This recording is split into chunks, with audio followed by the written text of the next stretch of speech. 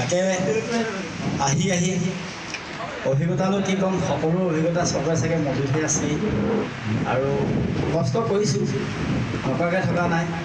আমাৰ অসমীয়া ভাষাত কয় টিকাফটীয়া ৰ'দ, টিকাফটা ৰ'দ নহয়, টিকা মানে চাপৰি। অসমত মই চাইছোঁ ডিষ্ট্ৰিক্ট, আমাৰ চাপৰি মাটি কয়।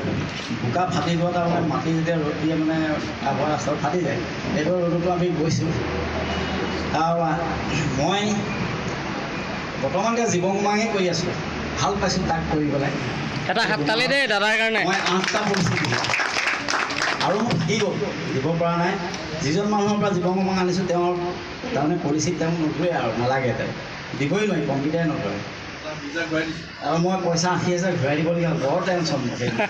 আৰু সেইদিনা যিটো বৰষুণ, মই চৰাইবাৰীৰ পৰা তিতি ইমান বৰষুণ তিতি গৈ মই এজন ল'ৰা পাইছোঁ দেচুবাৰীত, বোলো মই অফিচ যাব লাগে, কোনফালে যাম, বোলো মোৰ লগতে আহক।